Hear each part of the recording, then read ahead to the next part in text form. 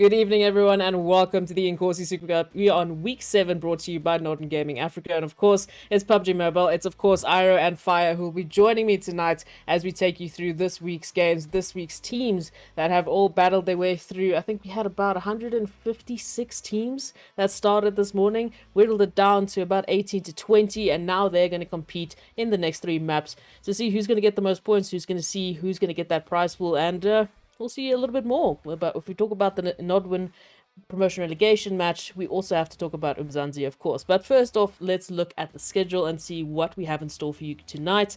Of course, we talk about 3 maps that you all know and love. It's Erangel, it's Sanhok, and it's Miramar, depending on how these matches go. The times may differ, but first off, it will be the good old faithful Erangel starting it out. And I mean, we've had some interesting weeks. Obviously, last week we did not have an opportunity to see anything necessarily on stream, but the leaderboards have definitely shifted a little bit. We've had teams that we've seen come back time and time again, like Yonkers, one of them that we always keep mentioning. They're still sitting quite happily at the top along the sides of Magicians and the rest, but how long is that going to last? And of course, why are they here? Why do they keep coming back? I've mentioned promotion relegation, but what else is there? And that is, of course, the prize pool. So if we look at it every single week, there's a total of $105 up for grabs. 4th place will be taking 15, 3rd place will be taking 15, 2nd place will be taking $30, and 1st place will be running away with $45. So a little bit of an extra incentive to come back week after week, to register every single week.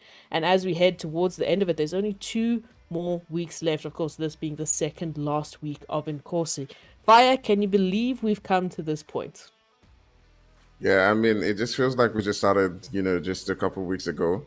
And now we've got to meet so many different amazing teams. I'm really keen to see how they finish up this final weeks and, go on to battle those bottom Umzansi teams.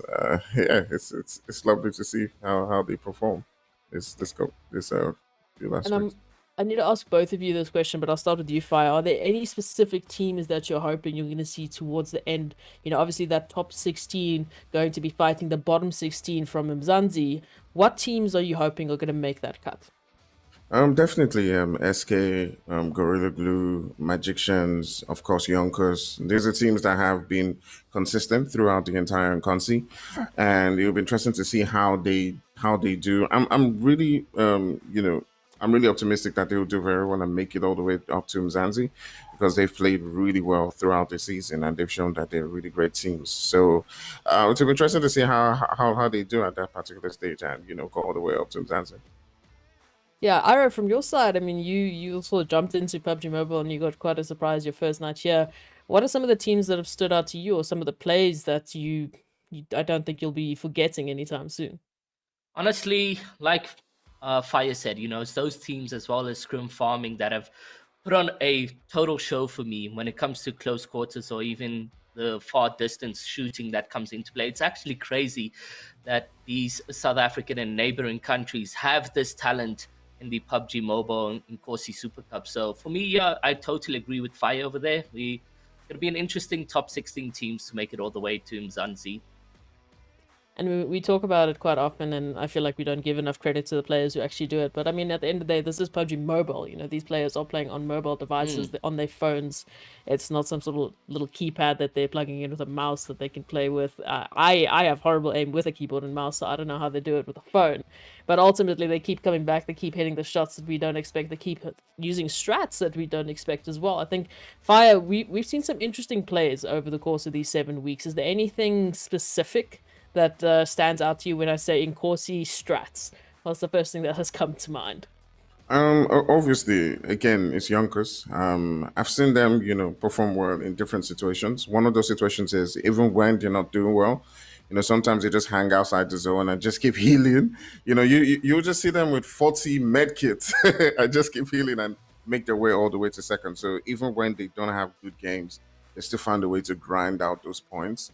And sometimes they could just have two players left in their team and just go on and win that game with just those 2 players, rotate in, and just battle full teams and just win, grind out that point. So yeah, it's how they approach the game. They're not afraid to fight. They respect their opponents when they need to, and just decide, hey, you know what, we're just gonna stay outside and grind out the second place position and get those placement points. Well, interestingly enough, we actually do have week six standings to show, so we can actually see the results of what happened last week and who went where and what actually went down. Interestingly enough, I didn't see a lot of the names that we normally would see, so it was a very different set of teams once again, which is understandable as we've mentioned. The qualifications that they have to go through to get to this top three last maps of the day for Inkosi. It's quite a rough process, but looking at it, Active Gaming actually running away with that big W with 41 points, and in second place C4 Gaming coming through. That's a name that we've seen once or twice before, coming through with 40 points in second place, tied actually with Team Unknown with 40 points as well in third place. MN1 coming through in the fourth place, District 9 in fifth, S2 Africa in sixth, Rebel 6 in seventh, and From Mars in eighth place. So now some of these teams, we've actually seen, some of them are quite new to me. I don't know about you, Fire, but Warrior Esports 252 in ninth, Team Overkill, Fallen 5, Team CIA, Most Wanted, Royal Demo X, Extreme Gaming, and the Old Gods. So, I mean, what are some of the teams that are standing out to you here? Because I remember we had a little bit of conversation before that. We didn't see the likes of Yonkers, we didn't see the likes of Magicians. So, what do you think? It's quite an interesting I little bit of a mean, leaderboard. even yeah, that leaderboard has a whole new number of plays for me.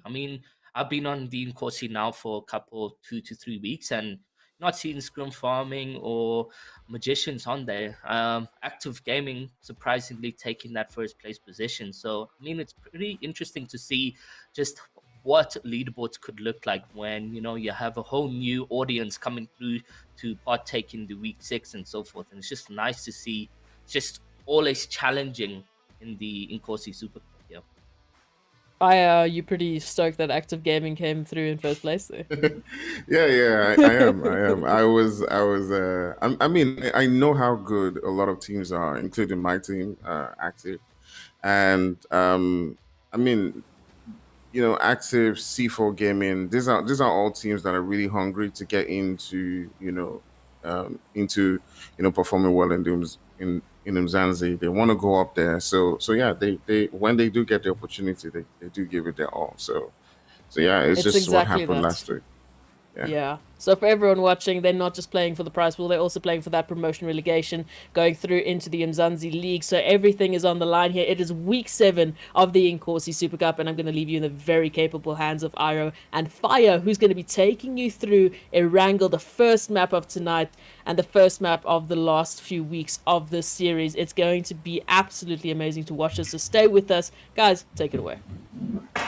All right, guys, what's up? What's going down? We're down again right here for another amazing week of Inkosi.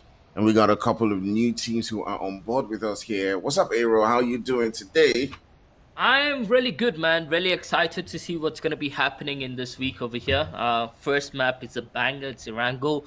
You always get that far distancing fighting getting into play. But yeah, how are you? And what are your expectations for today? Yeah, I'm expecting to see teams, just try as much as possible to make more points, this week to, just give it their all, climb up that leaderboard and make sure that they qualify. There's a whole lot of teams who can get into the Umzansi from this. You have about 16 teams who can qualify for this stage. So the teams know, right now is the time you have to give it your all. You have to keep putting Mm, pressure. You have to keep going, yeah. and that's what we saw last week. Even though we weren't able to stream it, what we actually saw was that a lot of teams, were just going for it and just kept trying as much as possible to get those points. And yeah, that's the position we are at right now, where no one is respecting, any team right now. Mm, mm. They just want to get into those positions as much as possible.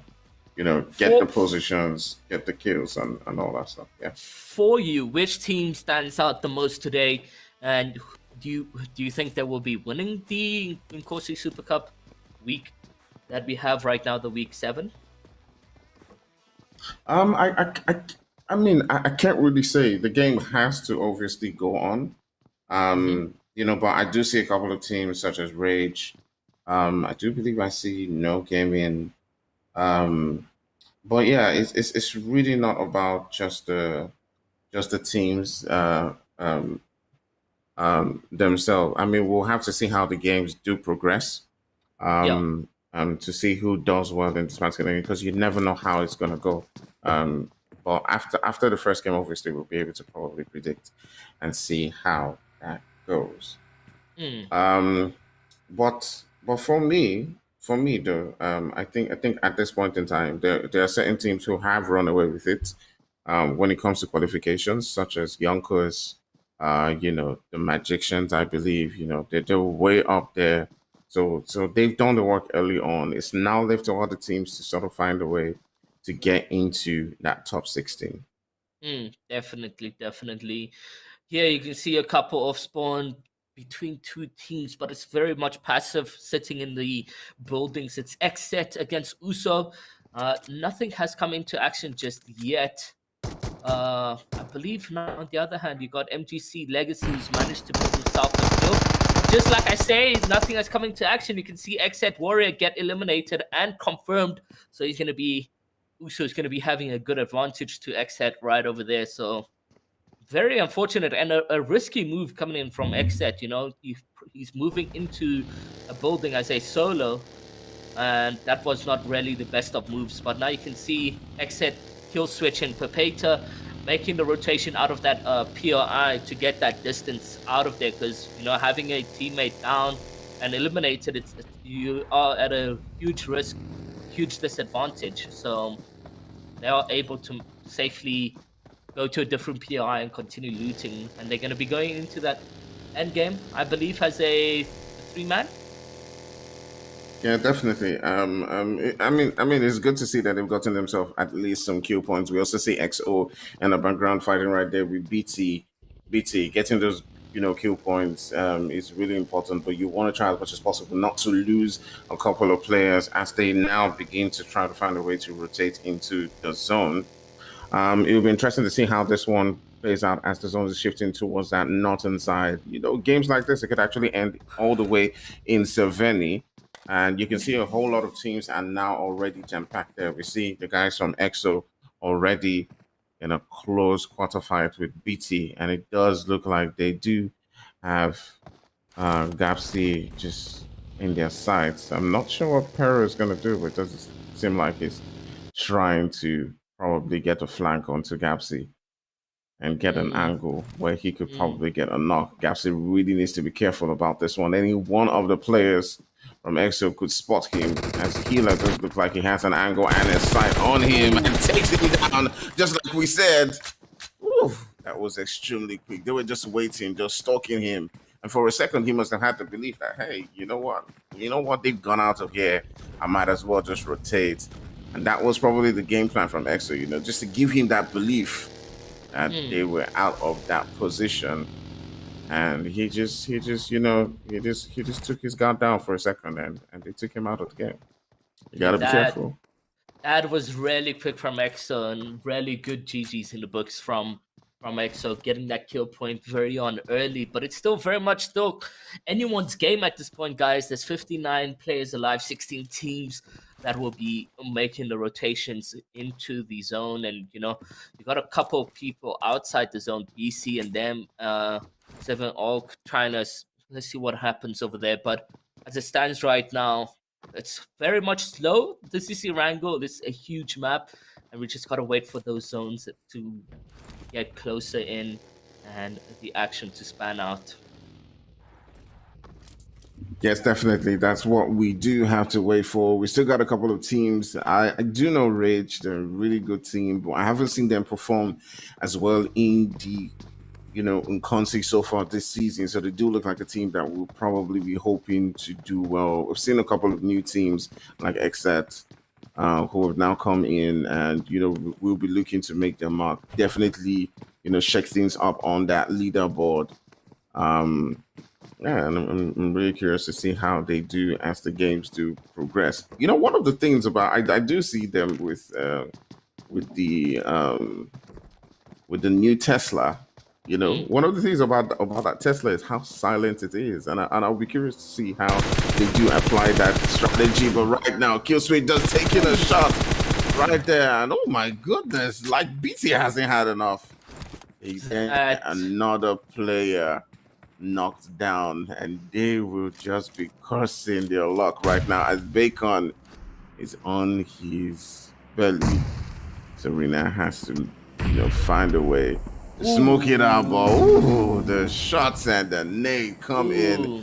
and take out Serena, and that I, will be 2 kill points right there.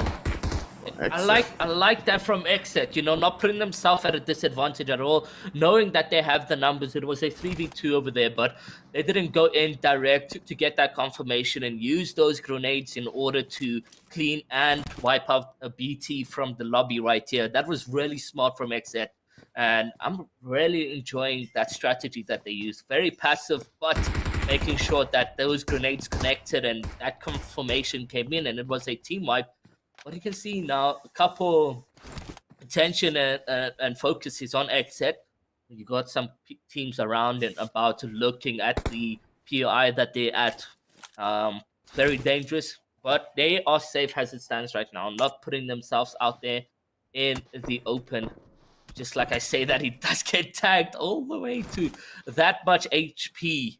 Very close for him to get knocked, but he's managed to heal up, take a couple painkillers, and get to good HP. But yeah, no, Except really looking well. And on the other side, you got EXO, who's, looking to try get some confirmations here. It's just so talented to see these players come into the lobby, and put out their full heart sweat. Because, I mean, it is the second week that we have left here of the Inkosi Super Cup. So all these players are trying as much as possible to grab those overall standings on the leaderboard.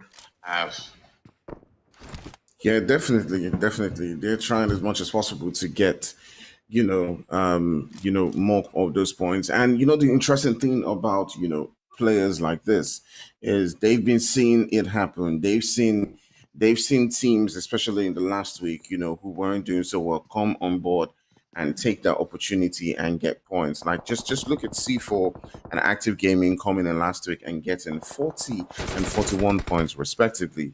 I mean, that's a whole lot of points for teams who weren't doing so well, right? And getting themselves all the way into that top 16. So that belief that you can make it in is what these players know now. I mean, they may not be in the top 3 positions where the Yonkers and the ATL Magics and SK and Screen Farm and are.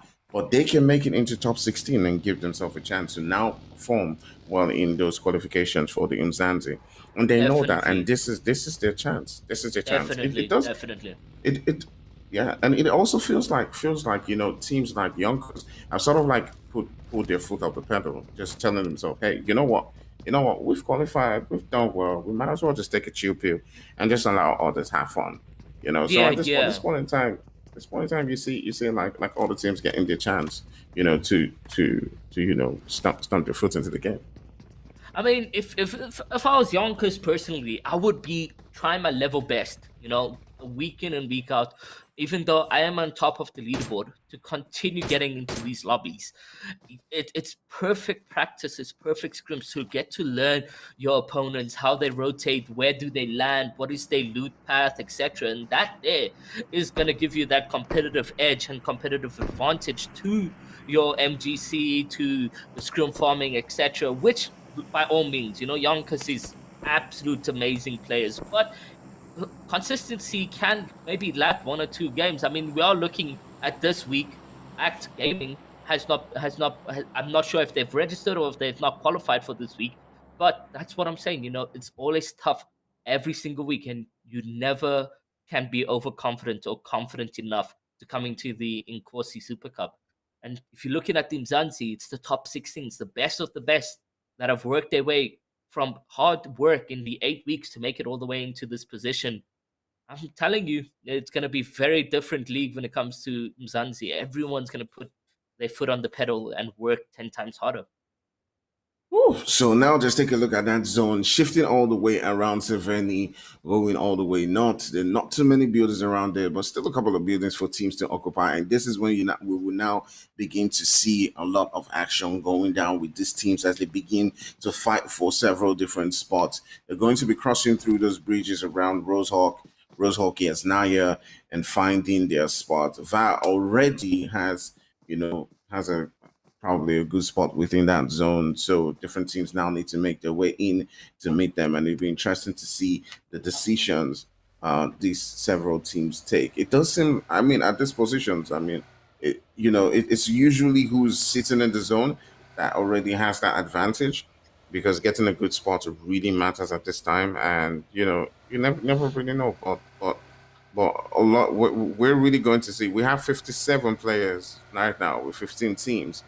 I feel like we're going to see a massive drop, begin to Mm. happen. It'll be curious to see how the next 5 minutes, Look at all goes down. these plays here rotating very close to each other, but no action has unfolded just yet for them. And yeah, you can see Hawes is still making that rotation, but yeah, it's very, very congested as it stands right now. It's just a moment of minutes to seconds until everything explodes for us, and we're just gonna have crazy, crazy plays coming in from all teams across the board. Yeah. I'll be curious to see how I mean, this is probably a funny comment, but I mean, will the Tesla and how silent it is make a difference when it comes to rotating into the zone? Would you be able to sneak in? Like, it's a very, being an electric vehicle, it barely makes any noise. So I'm trying to see how players who have a Tesla, use it to their advantage when it comes to just rotating in by not getting Yeah, spotted, yeah. by sound. It could be a new strategy that we will be seeing in PUBG. So let's see what the African players that we have here use the Tesla, how they will be utilizing it to their advantage, or maybe we're just not going to see or expect those gameplays to come into action. But you can now see everyone's taking their positions or almost into the zone right now. BC needing to make that rotation in, and just as I say that, you can see now JKO is looking at aiming a play, but he's not connecting any shots. Unfortunately for him, he's just not able to connect right there. But he's safe, he's chilling. He's able to make now a rotation inwards. And you can see Uso as well, Horns, all of them just, getting in that action, showing us what it means to make it into the late stages of the PUBG Mobile game number 1 over here. And again, circle closes in. Players now need to start making those rotations, and the right side of the map is absolutely congested right there. You got Uso, you got SAE, Rays, so many players making the rotation through the right side. That's going to be pretty much hectic, but I don't see any action just unfolding yet. Everyone's able to respect each other and make the rotation into that zone. So a lot of these teams now have to shift again. It was interesting to see how they were all able to sort of like find good spots within that zone, regardless of how tight it was. But we're going to see a couple of fights coming in, as we did see the also, Crimson just taking in a lot of shots right there from Horse, and Qset getting into a fight of their own right here. And you can see now MGC, they playing it so smart, going dead zone, making those rotations on the far left of the map, and literally nobody is in that area for themselves. So they freely getting these placement points when they start kicking in, when the players start getting eliminated, and that play zone eliminating a couple players that we can see right now. It's just tough to make that rotation in. But yeah, what do you have to say so far about what we've witnessed? Yeah, definitely. A lot of players prioritizing, just being careful, getting into the zone, getting themselves as much points as they can. We've seen EXO, Halls, just popping it out to different teams and getting the kill points when they can, but still being cautious. They're not being passive, but they're getting the kill points when they can, but they're not going all out to push. They're just slowly but surely, just getting into good positions, sending out their scouts. They're playing it extremely smart, getting into those positions. But EXO trying to rotate in, get themselves a nice position, just come really close to Rage, who is already waiting and surrounding them. And this could be a really dangerous one for them. They could destroy their vehicles, send in nades to that position as they're getting surrounded right now. Ooh. I just see a nade going in, taking down Black, and this is where you now see Akuna and his teammates just pushing onto this position. The nade's going out. Woo! 1 down, 2 down, 3 down, and the entire team gone. Wow, Rage able to Yes. take advantage of that positioning right there. The grenades, the everything. They had the upper heel to the EXO team right there, and they caught them off guard. I mean, it was that beam through the window that said, "Okay, guys, EXO is out of the game right there." Amazing stuff from them. Happy to see Rage pick a full 3 kill points for themselves in that position. DC still alive in this one, still very much looking healthy and comfortable to get into the end games right now. MGC as well, 4 kill points for them. They have been very amazing to make the rotations in and secure a good location for themselves right now. They are able to sit here, have their vehicles parked if they need to make the rotations.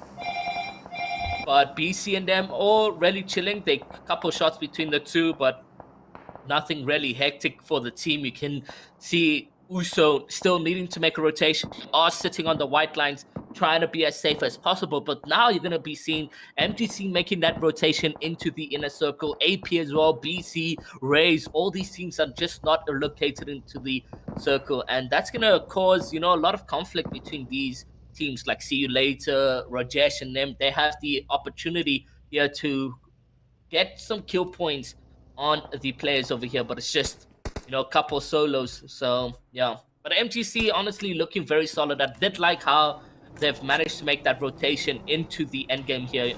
Very much went far left, were alone, but with this seeing the kill feed, they had a couple action for themselves, grabbing a kill points there. Yeah, definitely. They've gotten themselves a couple of good kill points, and there's still a lot of players and a lot of fights that can go down. We've seen Hawes now getting into it against AP as they do take down a couple of the players. Race also, who got into a fight and took down that entire team from EXO in another fight of their own, but they're getting tagged up from different corners. It'll be interesting to see if they can find a way to get out of that one. But Hawes in a really good position in that center circle, giving themselves the most opportunities. But right now, you then see the guys from Mars just coming into this one and taking down a couple of guys right there from Rage in a whole lot of trouble as they have a couple of teams just surrounding them. Oof, they need to be careful while they're positioned. If they can get in some of those heals, they might be able to continue this one and find a way to get into themselves into that top 10. Akuna putting in a lot of work, still sending out those shots, taking down another player from Uso Cream Team. They got 6 kills to themselves right now, and they're really doing well in this position. They've taken down Uso all the way to just one more player. They've lost a player, and Kuna doing a whole lot of work and takes out the last player for Uso Crimson. He probably will be able to save Knight and get that revive. GG's to Rays. It's went back to MGC right now, who have only 2 players up. Ooh, putting themselves in a tough position to get those 2 players knocked. I don't think they will be able to get the revive. Oh, they are actually making the play for the revive. Mars Rajesh over here having a sort of peek on the players, but not going to be too aggressive. You can see the smoke being played out by MGC, and MGC on 6 kill points. They've managed now to get all their players revived and into a good position. Really good play from MGC to smoke out Mars POV, so he's able to make some rotations, but this is faint grenade plays that he's going to be doing, not knowing the exact location of where the oppositions is going to be lying in. But Rajesh just able to sit docks, and I mean, I think he's a solo right there, so he's trying his level best to continue those placement points so his team can continue on the leaderboard as it stands right there. But little cover does he have. It is just a single push, and MGC playing it slow, playing it composed right now. They don't want to, get into the position they were previously. And 2 players knocked fire. That was tough for them, but they came through very strong. Yeah, they eventually came through and found a way to get those reses on. It's interesting to see how a couple of these teams are doing. But 7AOK, which is another team that was doing extremely well in the beginning of this Inkosi, now coming in this final weeks. Hopefully they'll be able to perform well. This is one team who I really had, a lot of expectations for. They're a really aggressive team. We saw them battle Yonkers, a couple of times and even take them out, toe to toe with them. So it'll be interesting to see, and hopefully they can make it all the way into that top 16 because they do look like a team that hasn't really lived up to their expectations, but they are still a team to be reckoned with. Definitely. I mean, Rage, they have put themselves in a hefty position. I don't think he's managed to get that revive. He had to run out and try continuing as a solo. But it's going to be a tough place because there's 15 players remaining and we are reaching that end game rotation right now. 7A, okay, they looking really okay at this position. I mean, 4 eliminations and full, no, not full squad, just 3 of them will be making that rotation into the end games right now. But Ray's over here as well. Ray's Perkin, his teammate. They've been doing really well to get into here. I know they've had some couple tough rotations for themselves, but to remain alive right now, that was really decent. And I don't think the play here for Perk is to make that rotation in the vehicle very loud, very noisy, and we will be seeing tough. But Legacy, unfortunately, finding himself in a tough position, and they get that confirmation. The GG's Perk manages to pick up Legacy, and Spectre knocks Perk in that one-on-one. But Perk did really well to get that confirmation as quick as possible, and now MGC just put in a tough position as well. Oof. Just take a look at this zone. Every single team just staying at that edge. It will be interesting to see how the zone now shifts, who it's going to favor. And it does look like it is Knight and his teammate from Rage, who do have that lock. But different teams are going to be pushing onto the position from left, right, center. You do see Waza on his left side with Haas. And this is a really tough one for Ray's. Is that Lucas? I'm not just calling Lucas. Yeah, I think Lucas or Lafas. But yeah, Lucas, yeah. Yeah. So yeah, I'm not sure he's gonna be able to get that res on, as he does have a lot of stalkers in his front, just waiting for that time. But now we see Haas just moving on to AP's position. They have 11 kills to themselves. A lot of kill points. Definitely. And Phyllis is taking out the guys from AP and popping shots onto Race at the same time. Haas also getting a player down. You do have to make their way into the zone at the same time, keep their players alive as they pop up shots onto Maestro from AOK. But they return that fire. They're down to just 1 player, so Haas needs to be extremely careful. They do have a lot of kill points and probably a good placement point right now, making the top 4. But wouldn't it be nice if they could get themselves into that top 2? All right, we're down to just 6 players left. We got 2 players from Haas. 2 players it from. Does look like 3 players from. 3 players from AOK, and then 1 player from Raz. So our Lucas is still in. He is. I think he's managed to sneak his way in. I mean, we did see him. I think he picked the kill up on AP, if I'm not mistaken, or it was 7 AOK who did that. But Haas, it's going to be a tough position. I mean, Haas, they could have been in a winning play, but 2v3, we have seen in the previous weeks, numbers will get you that winner chicken dinner. And you can see now Jeek, he's trying to make his way up the hill slowly, but just that height advantage that the team has on him. Lucas manages to pick up, Horse manages to pick up Lucas, and that's going to be more kill points for them. 7 AOK taking shots over here. Horse responding back to that, but is able to have an advantage over here with the height. That's the key thing when it comes to PUBG Mobile, is that high gameplay, and we can see 7 AOK in a good position for that. But now the question comes is, when this zone starts closing in, what are the plays for them? What is Haas going to be doing as well? 7 OK just hiding behind here, and it's a couple grenades being played. Haas trying to peek and flank back from behind. Will he get an advantage? Unfortunately not, has 7 AOK is able to clean that up and get the winner chicken dinner. And a couple 10 eliminations to their name as well. Ooh. that's really going to put them up on the leaderboard there, Fire. Yeah, but if even without the winner chicken, you can see that Hawes getting themselves 13 kills in second place is really going to also push them up that leaderboard as they do try to make their way into that top 16. Ray's also performing really well this week with 5 kills in that second place. You just see a couple of teams who were doing well and aggressive throughout the entire match. But yeah, 7-OK is definitely a team that we've spoken about, who haven't, lived up to their potential as much. But then they're coming in right now, taking the opportunity, taking the chances, and getting themselves 10 kills and that winner chicken dinners. That definitely is a whole lot of points to be gathering from one game.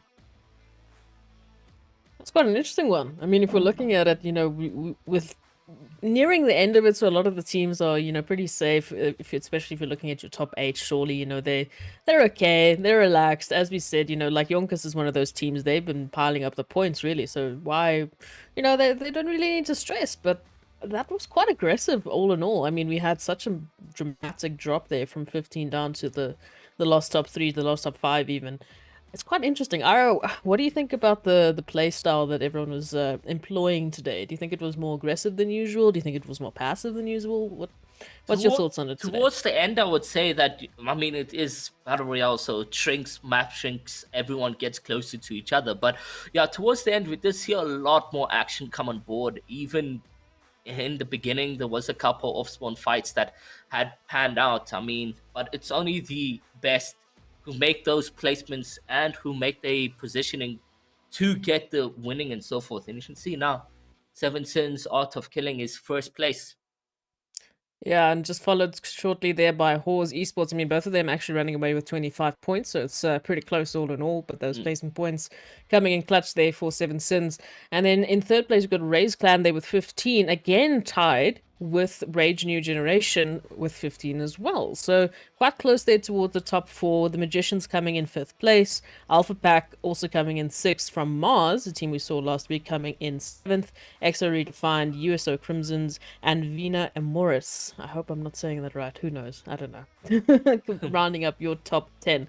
Ultimately, if we look at the rest, Scrum Farm has also made an appearance there, but not in the position they'd like to find themselves, sitting in 11th place with Burn in Silence, Black Crystal, Ex Machina, and Shuku Esports, as well as Blue Tides. Now, top 16 is quite interesting if you think about it, because due to the amount of teams we had, signing up, they obviously get split into the relevant groups, and depending on that, that's what you're going to be looking at. If you're going to be looking at top 16, there's a potential of top 20, but I think the top 16 came through this week because of the number of teams that we had signed up. So just for those of you wondering why there's less this week than last week, there's the difference for you.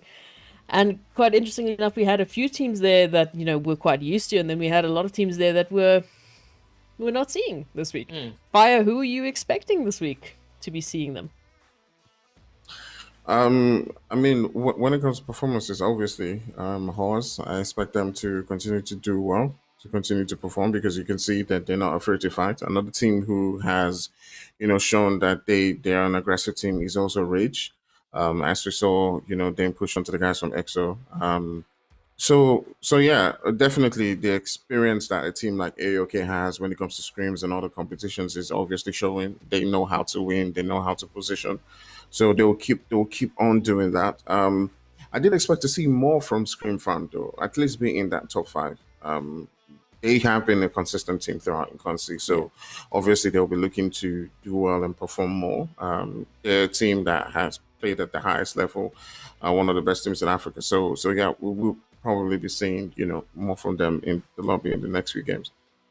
Oh, we'll have to wait just a little while longer. As we go to the short break, I do remind you that if you want to catch up with anything extra with the Inkosi Super Cup, with the Umzansi Esports League, then be sure to follow Nodman Gaming Africa on all of their socials, Facebook, Twitter, Instagram. They're pretty much everywhere, so if you look up, you will find them. Nodman Gaming AF or Nodman Gaming Africa on all socials. Go check them out. We'll be right back after the short break.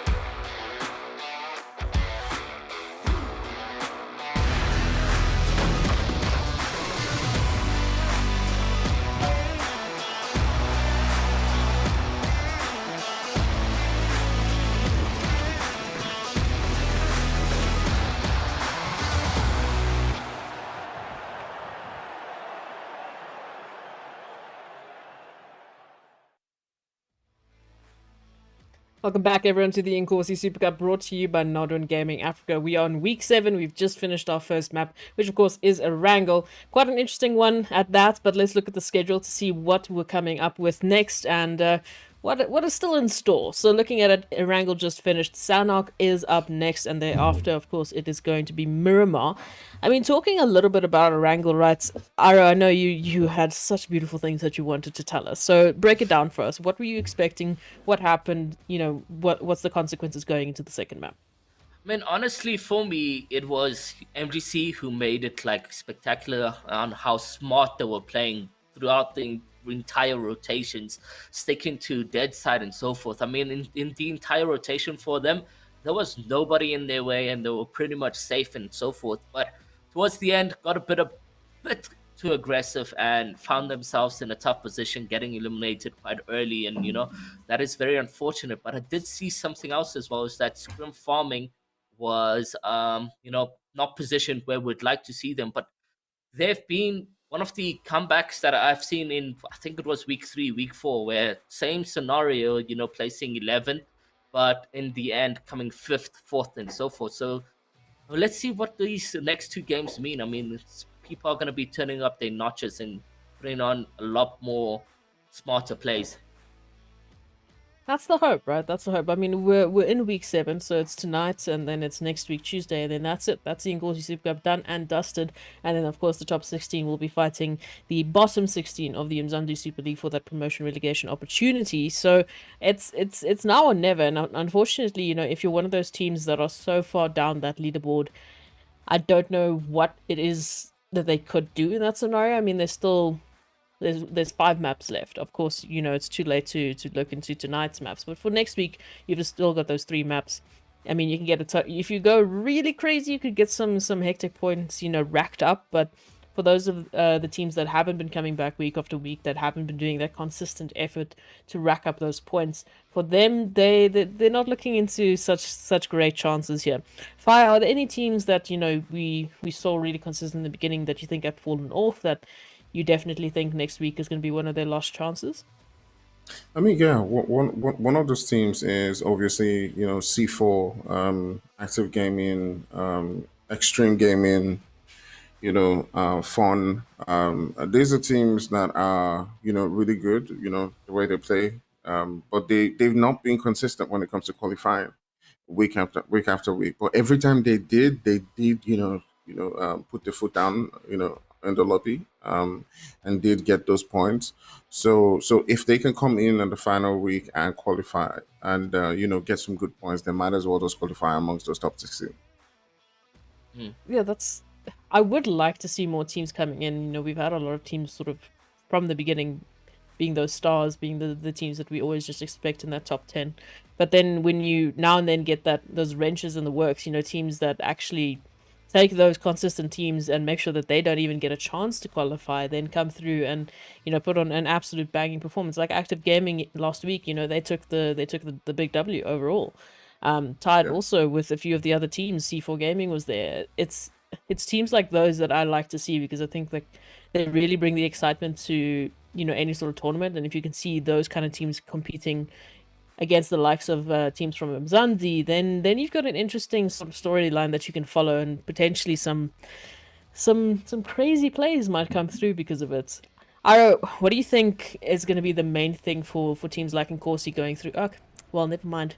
I'll have to wait till after this map to ask you. It's okay. It's okay. Perfect. I'll put my questions aside. But going into Sanhok, everyone, this is the Inkosi Super Cup week 7. We are on Sanhok. Iro and Fire are going to take you through it. It's going to be absolutely wonderful to watch these teams fight it out for their last few points. We are on week 7, second last opportunity for them to get here. So everyone, take it away and enjoy.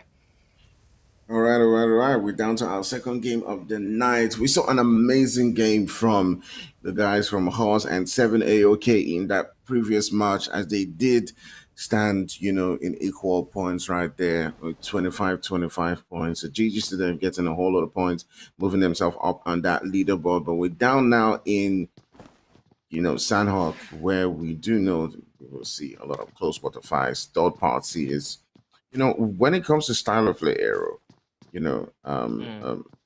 judging from what you saw in the first game, how do you think these teams are going to sort of like approach this game? Or what you say? I mean, like you mentioned, this is all about close quarters, quick paced, and so forth. So, for the teams that are hanging around at a POI more longer than they should, it's just not going to work out for them in Sanhok.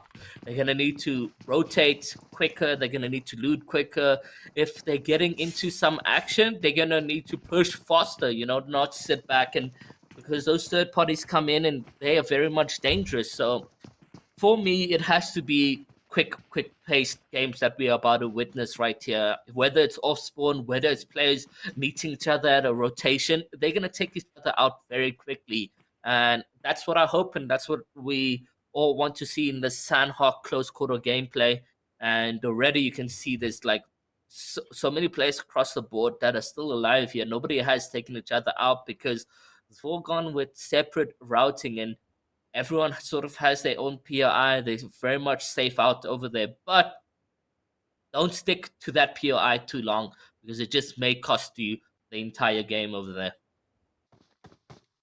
Yeah, definitely, definitely. We do see Mexi OP from Shiku, and his team just looting away right here, getting as much loot as possible, giving them the opportunity to be fully kitted as they do get into those fights. And that's really important, for a Sanhok game. Sometimes you want to be ready for those fights, or you may just as well just be donating your weapons and guns to another team that takes you out. Either ways, it is great for us to watch and to see. Uh, but this game definitely is going to be really tough for a lot of teams as they do begin to rotate in because of those aggressions that we've seen from teams like 7AOK, Haas, who are not afraid to challenge, who are not afraid to fight. Same thing with Rage, Raze, and there's also Scream Farm, who obviously will be looking to stamp the foot on this game.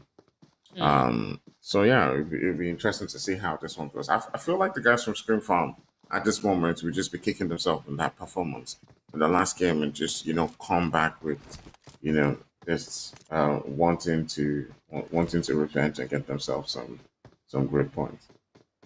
Definitely, definitely. I mean, as it stands right now, still nobody has gotten into any actions, but I can see VA, Pixie, and them sort of making a rotation onto a BIS, or is that what is that? BIS? Yeah, Yeah. BIS, yeah. So they're making rotations, saying couple players are probably gonna start taking gunfire any moment now. I'm gonna be able to see SF on the map right here. Where they're located. yeah. I haven't seen them myself. Yeah, interesting over there. Let's see what the decisions are going to be or where they are situated right there. But you know what, Race and them, they put up a fantastic Race and Rage. In fact, put up fantastic performance last time around. 7AOK as well. They did extremely well when it came to securing that winner chicken dinner. But MGC, what happened there? What do you think was the play? Was I correct to say a bit overconfident and aggressive towards the end?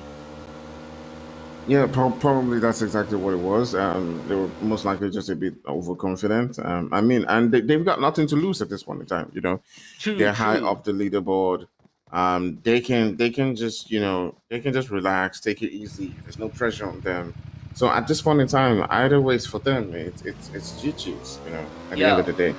I do see the guys from Screen Farm. It does look like they probably changed some of the names. But they are See You Later, See You Valhalla. So that team where you see C, that is a Scream Oh, Farm. That's the guys from Scream Farm right there. But oh la la. well, seeing Except some. getting into some early fights right Mm, there. definitely. Very unfortunate to see Kill Switch get confirmed so quickly. It's always sad, but these are close quarters. We are going to be seeing a lot of this action here taking taking place over here, and I think that was BC who got that confirmation, if I'm not mistaken. Was it? Yeah, I'm not entirely Yeah, sure, yeah, yeah. but I I think would I have think to.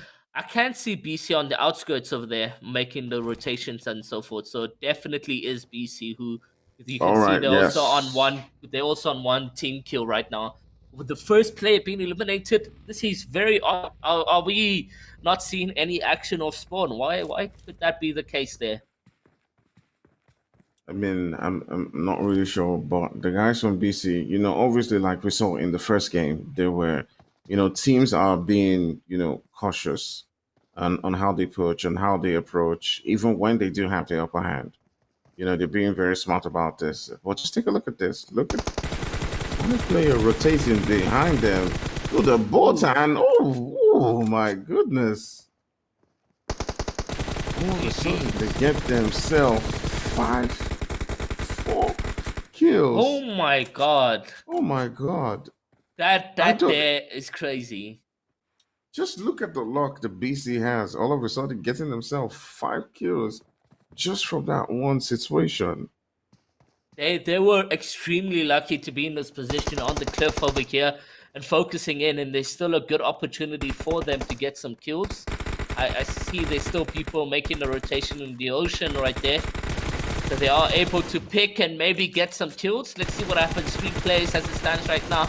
Couple tags coming in from Zaylee, but nothing yet. These plays are very far in the zone or in the ocean, so there you go, Yeah, BC now managing to pick up AP. It's AP who's in this play. oof.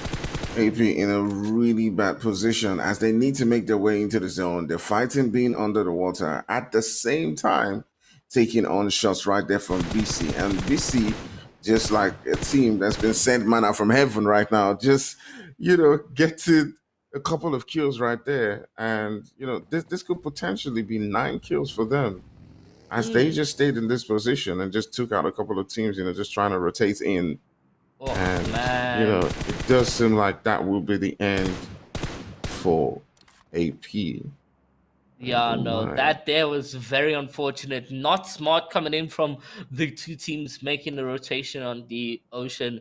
But for BC, it's as if they predicted they would have made that rotation. So for them, it's also because they were sitting around this area. I mean, they probably predicted maybe 1 or 2 teams would make a rotation through here, and they did so indeed. But on the other hand, we are seeing MGC take out Rage, a player out there in Rage in the kill feed, and there's some action going on. Spectre managing to knock Knight as well. So let's go over there and see what is cooking for the MGC and the players there. Yeah, it'll be interesting to see how this one goes out. Rage coming into this game with just 3 players. They've lost one, so they're down to just a duo right now. And the guys from MGC, obviously will be looking to take out one of the competitions in this particular game and give them more chances to get those points. But let's just talk about BC for a second there, getting themselves 7 kills early on in this game. So they could go on and just take out another team and have 11 points It, to their it could name. be it could be that we are going to witness our second 2020 bomb here. Oh, Like like I like do remember that game. oh, that game was fantastic, man. That game brings me Yeah. chills to this day. So let's see Yeah, what from BC is Soul able to Killers. do. Whether or not they are able to come through with a couple more eliminations, I'm hoping they do so. But for you, who's taking this game off of game one? Who do you think is the favor to take Sanhok? I definitely think it's going to be Horse. Because of how they're structured to play. They love to play close quarters. They love to push. I do feel like it's the start. Yeah. CQC, and maybe that may work for them. But you never really know. You never really know who wins it at the end of the day. Um, but yeah, it does look like the battle is about to begin between X and the Team 17. Yeah, Mm. 7A, okay, right there on the mountain. And they Mm. have spotted them already. Manfilas and his teammates are just waiting for that perfect position. Like a tiger that's just waiting for the prey to just fall in line and pounce. But like I mentioned, this when it comes into action, when you notice a team and so forth, waiting is very very much tough. You're going to be seeing oppositions move in very soon, and we will see third parties and maybe 7OK, because 7OK is not in a really good position as it stands right there. They're very much in the open, so anyone can come in from behind or the sides and take a team wipe on 7OK, and that could be tough play for them. But on the other hand, X is in a good position. They are in buildings, they settled in, they spread out quite wide, so they are able to see themselves, be in natural cover. So yeah, but honestly, I see now Rage pushing in with that duo. MGC still staying very much put to cover up that area. And yeah, honestly, these players are coming close to each other. It's only been 11 players eliminated off the bat, but I'm gonna tell you guys, we are in for a treat. Yeah, but let's take a look at this zone and what it's doing right now as it has shifted, but already being drawn to closing off this game. And a couple of teams now need to rotate into that perfect spot as they are all looking for where to just call home. You can see BT just hanging on by that line. A couple of teams around them just in the front. You already see Rays just taking out Gapsy, one of the players. But 7 AOK now beginning to get into that fight with X. As they do get one player taken down, they also return the favor. It's EXO. EXO managed to come through and join this party. I told you, and I called it that, yeah, waiting like this is just not going to be good. Players are going to be pushing in, and it does look like EXO is getting a lot of eliminations now on X, and that's just going to be a GG's in the books. So 7K obviously trying to take advantage of this position where you have X, being pushed all the way from EXO. Ooh, 7A, okay. Can get themselves a couple of kills right here. If they can take out this team, it is just left with one player, no Messi. Can he find a way to keep his team alive right here? Would that be the end of the game for him? I think it's done for. I think so. Yeah, they found him. X no mercy. And I think X has been fully wiped out at this stage. Ooh, man. EXO right now in some pressure of their own as they do begin to battle with BC. They got a couple of players that have now been taken down. It is just left for Healer and Black to find a way to make it, but they're just against one player. It's just Serena, who will be looking to get that revive, getting a couple of knocks for his team will obviously give him the chance. And the EXO will be looking to also get that revive onto Heisenberg. With the potential to take it down to a 3v3. But we do see a lot of these teams just getting into that early fight as we do expect from a Sanhok game. But I do believe that the favorites in this fight is this guys from 7A, okay, but losing one player early on would definitely put a dent to them as they do look to move through, into that final circle. We also see one of the guys from Scream Farm. We'll see one of the guys from Scream Farm getting knocked right there on the kill feed. Ooh. Not looking good. Healer now trying to get a position that's going to push into this play. It is going to be a victory for him, but it does look like he still has one of the players from BT alive, and that's going to be a team wipe.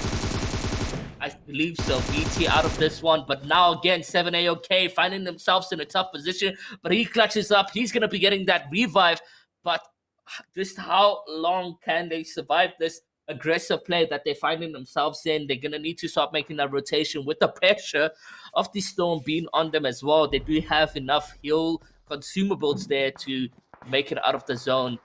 And you can see Uso may be in a fighting position to take out some players. And oh no! It does look like 7OK managed to pick that one up. And Uso will be getting out of that. And it is going to be eliminated there. Man, 7OK putting on a lot of pressure on the teams here, but also onto themselves as they are being quite aggressive. Yeah, definitely. Getting themselves a whole lot of kill points right there is really important for them as they do progress into the final zone right here. They need to get into the zone. It does look like they're most likely going to lose another player.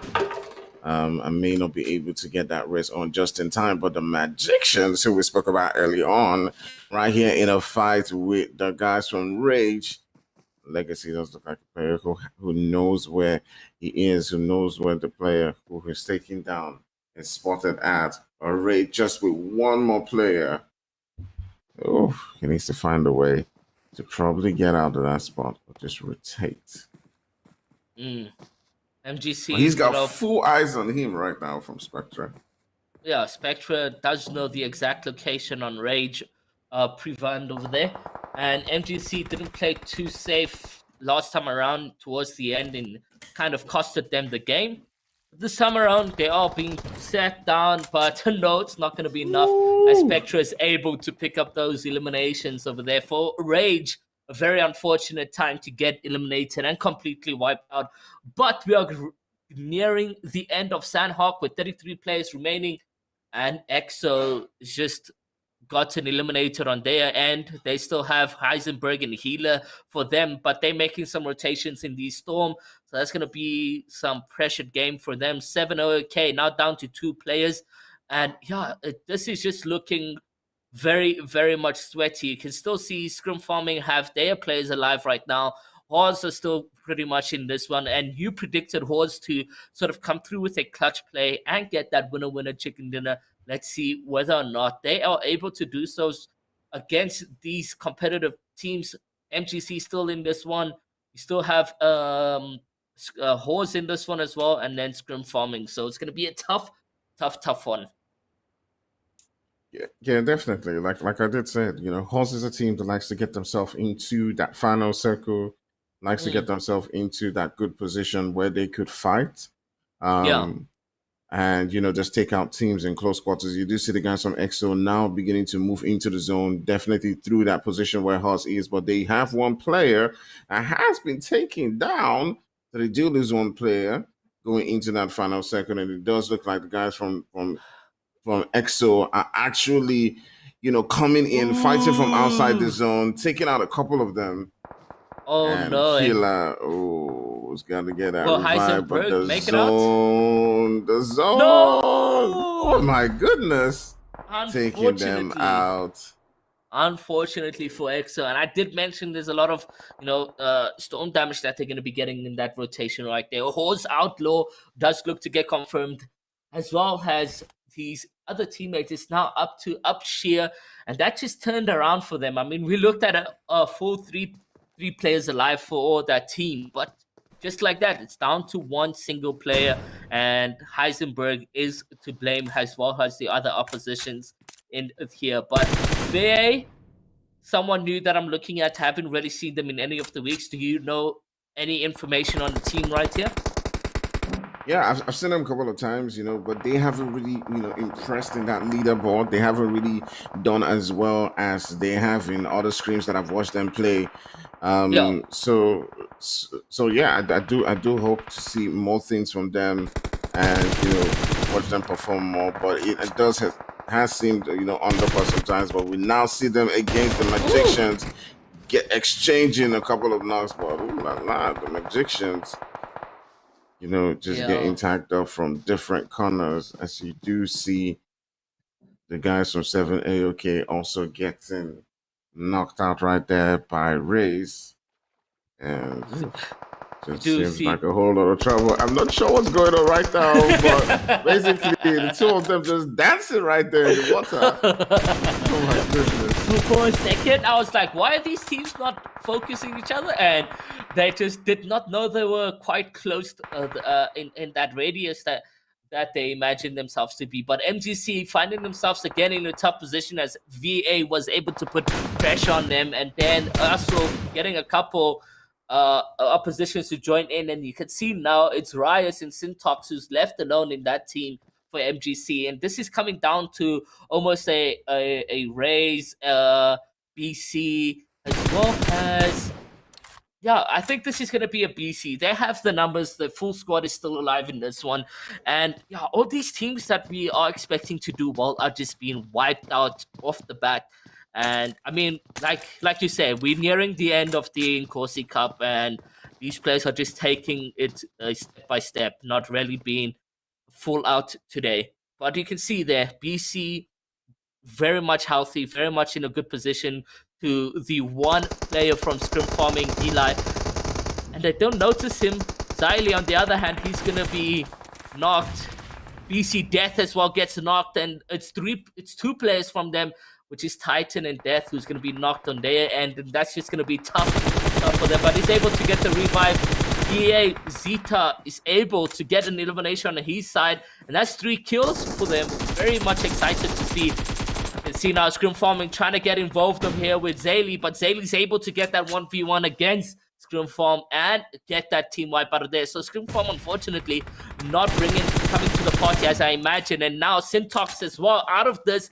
It does look like MGC also gonna get a team wipe, and VA now sitting on 4 eliminations, and you have 6 players alive, 2 teams. So it's gonna be a 4v2. And I told you BC may be in that winning position, and we just may see them take this over here. Anything's physically possible. I mean, we've seen Grenade going in. It's 2v3 happening and so forth. But what is the play here? He's got his sights now lined on BC Death, and BC Death will get knocked. He's going to line up another shot. But unfortunately for him, he's going to put himself out there. And he's going to get knocked. Oh my goodness. He got way too bold in that particular position. And yeah, definitely will be a GG's if his teammate can provide him that support and get a couple of knocks right now. But you do see the guys from Broco just pushing into that one and getting that winner chicken dinner. And just take a look at this. They finished this game with 16 kills to their name. The guys from BC having 16 kills and a winner chicken dinner. There's a whole lot of kills right there to carry on.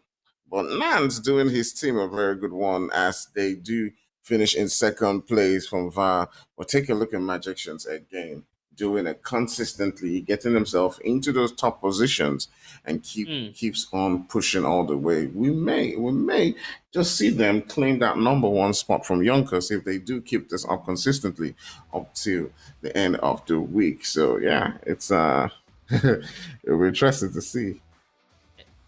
Yeah, we've been saying from the beginning, consistency, that's the key if you want to get up on the leaderboard, if you want to get into that position where you can be in the top 16. I think it is a little bit of a sigh of relief for everyone that's playing that it is top 16 and not top 8. That little bit of an extension does help, obviously does give opportunity to a lot more teams from Inkosi to potentially get through into that promotion relegation, but it's still a heavy toll on any team that has to play this. I mean, Ira, I'm going to go to you. Did you expect it to end that way? I mean, the team there from Black Cloaks, they made it work somehow, some way, and they were in the bottom 3 after the first map, I have to remind you. Honestly, did not expect that. I mean, even for Fire, he was favoring Haas. I was favoring the MGCs and so forth. Like, we always expect, the good teams to always come out on top, but it's always a switch of change, and BC was able to grab 16 eliminations and the win in the end. But for VA, they also played it out well, taking those peaks at MGC. That's where I think it really fell short for MGC, was just that unexpected third party from VA. Yeah, it's those unexpected plays that always, obviously get us excited because we're like, wow, we didn't expect that. But it also it just shakes any team that's playing that. I mean, obviously, if we were looking at it, the advantage was one-sided the whole time, and then all of a sudden Black Cloaks come through, they get those kill counts coming through, they actually get the winner chicken dinner, and it's weird. Like I said, they were in bottom 3 after the first map, and we mentioned it, right? We mentioned teams like the Magicians or Scrim Farm. They've been the teams that we've been expecting to have these massive comebacks after the first map not going their way necessarily. We didn't expect any of the other teams to be doing the exact same thing, and that just goes to show you that the level of skill that we have in the country, it's quite a lot closer than most of us do think. And obviously we don't always get to see these teams. A lot of these teams, they spring out of nowhere and they pull a couple of winner chicken dinners out of the hat that we didn't expect. I mean, some teams have really been pulling up their socks in Umzansi, and same thing is happening here in Inkosi now. Fire, what are some of the standout moments there for you from that match? Definitely it's how Broco, just played it, getting himself into a nice position at the end of the day. It's not something we did see coming, but there was also a point where one of the guys from MGC was just dancing in the water with another teammate, and I was just wondering what was going on for a second. But yeah, he had a plan, and The then he dance got party. knocked out. Yeah, they were like some dance man-made party in the water, and then he came out of the water first and got the knock. So yeah, it was an interesting match. Like we've seen a couple of these teams who, didn't have a whole lot of points are trying to push their way into that top 16. And yeah, GG's to the guys from Black Cloak. Called them broke out by mistake last time. But the guys from Black Cloak, getting those lovely points, 16 kills and winning with a chicken dinner. So definitely pushing up way up on that leaderboard. Oh, we can look at it now. We're both wrong. It's Black Black Crystal. So Crystal. there we Black go. Crystal. I see Yeah. BC. I'm like, oh, it's these guys, Yeah. right? No, it's fine. It's fine. It's fine. We're here to make mistakes and make everyone laugh. But looking at it now, Black Crystal taking that win with chicken dinner with 16 kills does mean they're going to run away with that 31 points. And I just want to point your attention to how different this leaderboard is after Erangel. I mean, Erangel, we had some very close points and some very close score lines, but this time around Black Crystal just ran away with it. But Vina Amoris in second place, they were 16 points, and the Magicians coming still strong, still consistent in that third place with 16. Ray's Clan as well, quite consistent performance from them, coming in fourth place with 12 points. Scrum Farm doing a little bit better this time around, coming in top 5 with 10 points, and Seven Sins unfortunately falling a little bit short of where they would want to be, coming in sixth place with those 8 points. Fantastic kills, not the best placements. Same can be said for Redefined. And from Mars, coming in 8th with 5th, USO Crimson, Burn and Silence, ultimately rounding off your top 10. So quite a bit of a change up. A very different sort of set of scores than what we saw in the first map. And here you can see Rage New in 11th place, Horse Esports in 12th, Blue Tides in 13th, Shuki Esports in 14, Ex Machina in 15, and Alpha Pack in 16th. So same but different. We've had a few teams that we saw in the first map, still unfortunately falling short, and then we've had a completely different sort of set of top 10. So that's quite interesting to see. We'll have to wait how Miramar is going to turn out. Obviously Sanhok, we know close quarters combat, and now we're going to go back to that bigger map. We're going to go back to a little bit of normality as everyone does have a bit more space to work with, and obviously a longer running time. So how that's going to pan out, you guys will have to wait just a little while longer while we go to a short break. This is the Inkosi Super Cup, brought to you by Northern Gaming Africa. We will be right back.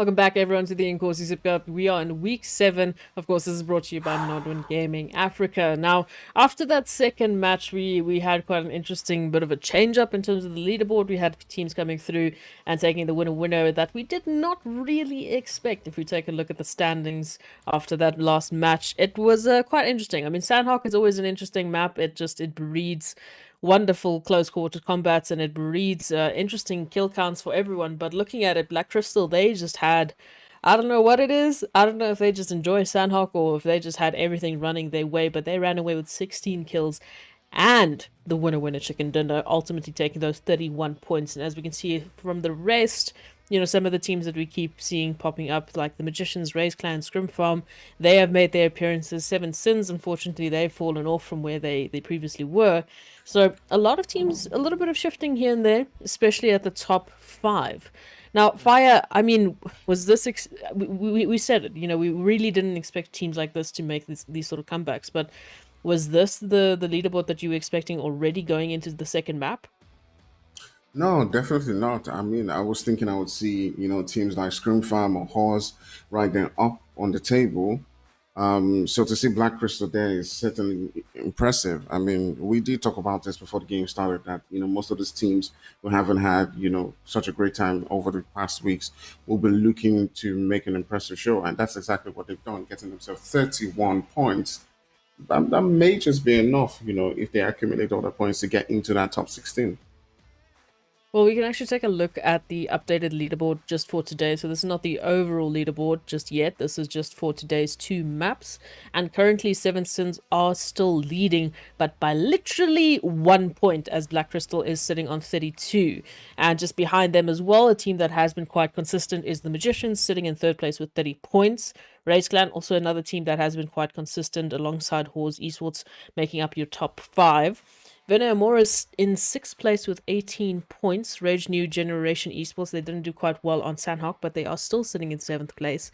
And Scrim Farm have made up the difference in points and have made it to the top 8 currently. Now, this is just for today. It's not the overall leaderboard. I do have to reiterate that. You can catch that on social media of Nodwin Gaming Africa or on next week's broadcast. Looking at 9th place, we've got XO Redefined with 12 points from Mars. In 10th place, Alpha Pack, USO Crimson, Burn in Silence, Ex Machina, and Blue Tides, as well as Shuki Esports, top 16. So, I mean, if we're looking at it, Magicians, they've been, just quietly picking up points where they need to, as well as Scrum Farm and Raise Clan, those teams that we've seen, obviously, in the leaderboards prior. But teams like Black Crystal, as we said, I don't really remember seeing them. I don't know, Fire, do you remember seeing them? I mean, yeah, I've seen BC, but I mean, whenever they've been in lobbies, with guys like Yonkers and Magicians and the rest, they've not really had the opportunity to dominate. But today, this is the first time I'm actually seeing them. Pretty much maybe in the top 5. Actually, like I haven't seen them, accumulate any points, but that's definitely lovely to see. It does show you that these teams are desperate to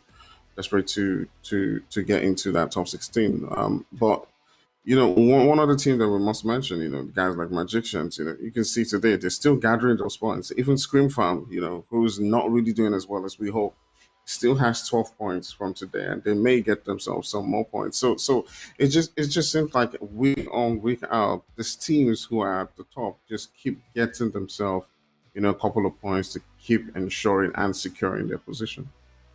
You say that though, but some of the teams that we keep mentioning, aka Yonkers, we didn't see them last week. We didn't see them this week, and it's Yeah. not a case of they haven't been, signing up. I can see they have been signing up for the qualifiers. They just haven't made it through to these top 16, top 20. So that's quite interesting. That tells me that obviously the teams that are coming through, obviously when you talk about teams coming through into the qualifiers, RNG has to be considered. It is a battle royale at the end of the day. It's not a perfect setup for any team whatsoever, and you do have to take that into account. So when we say, oh, this team is better, just take that with a pinch of salt, because you do have to consider it's a battle royale. Things can happen that are completely out Anything of your can control. happen. Yeah. Exactly. And the qualifier to get into these top 16 to 20 teams to play these 3 maps, it's harsh. It really is. You take the total number of teams, you split them up into groups, and then the top 2 from each group actually comes through to play these qualifiers, which is insane. You have one opportunity basically to get in. So what's interesting enough though, in so far for the last 2 weeks, Yonkers hasn't made the cut, which means they haven't been picking up their points, whereas Magicians have. And Magicians Yeah. has been one of the few teams that has been that close to Yonkers. So there's a little bit of storyline building like that. And of course, that does mean that new teams are coming in, like Black Crystal, who have made a fantastic statement tonight. They've made such a beautiful performance. They've showed us what they can do. Whether or not that's going to continue on to Miramar, I don't know. Ira, what do you think about that? Honestly, I'm looking now at the leaderboard, and it's still anyone's game, still anyone's, winner chicken dinner for game 3, and also the overall win for the evening here in the week 7. Um, but for Yonkers, not making week 7 and week 6, but still to be remaining, well, we don't know at the end of today, but still to be remaining in that top position, first place overall, is amazing. I mean, just how much points did they grab in such a short span of time? So where you're getting a lot of consistency in from MGC and so forth, will it be enough to get that same competitive advantage or edge has Yonkers in the Umzansi? So yeah, it is going to be some tough plays, and Umzansi is going to be a very, very interesting league for us over here. But to this evening, still anyone's game. The points are very much close to each other. First place with 33, second place with 32, and just look at what one single game can do for you. I mean, BC game 1 had 1 point. Second game, they now almost tied with first. So crazy. Yeah, it's also very interesting to see the difference in teams, obviously from the different countries. I mean, we've got a couple teams to mention coming through, of course, like Yonkers and those. We've got BBC Girls, we've got a few Team Zens, Mortal Chaos. There's so many teams that I'm seeing signing up, and putting in the work week after week. And sometimes they get lucky, sometimes they don't. Sometimes they play phenomenally and actually make it to this point. But it is interesting to see, because it does mean that there's just so much more opportunity. And yeah, I mean, that promotion relegation, sure, that's going to be something to see, because as you said, bottom 16 versus the top 16 of Inkosi, and so far from what we've seen of the top 16 of Inkosi, in my personal opinion, is they definitely have what it takes to compete with Umzansi. So far, I think there's been a few teams that are standing out a little bit more than others, that seem to just be a little bit more consistent, that seem to be a little bit more put together. Maybe they have the strategy, but obviously being put on that kind of a stage, being having that kind of an opportunity gives any team that kind of a boost, gives any team that motivation to do better, to research harder, to work better as a team, and to get themselves set up. Fire, what do you think? Umzansi promotion relegation. Yeah, definitely. I do feel like the guys who are coming up from Inkosi are just gonna go up and storm, that promotion relegation. I do see teams like Yonkers, Magicians, even the guys like Scream Farm. These are guys who have performed, in other competitions extremely well against the best of the best, and they're well known in Africa as great teams. So I do believe that yes, they will go all the way up there, and just absolutely make them can't see teams proud. So, so yeah, it's good.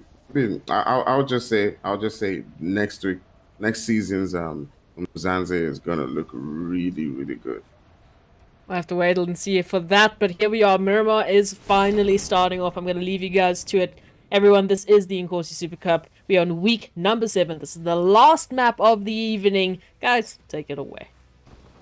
All right, all right, all right. We're here again for our last game. It has been a day with BC just snatching that game in Sanhok. It was really, really interesting to see. Ooh, but just take a look at that zone already. Just shifting all the way towards that eastern side, I would say southeast region of the map. And several teams now be looking to find a way to rotate in. So who do you think is going to win this particular game? Who you supporting? Let's see you support your team right there on chat. But Arrow, who do you think's got this match? I mean, if you're looking at Miramar, it is, it's not those close quarter combats that we had in Sanhok. It's almost the same as the first map that we did get jump into. So y'all gonna be looking at maybe the same teams being in the end games potentially. So 7A, okay, and their teams going in. I think maybe they can grab, but we haven't had also 2 wins for the same people, have we? No, I do not think we have. But you Yeah. never So know. You never know.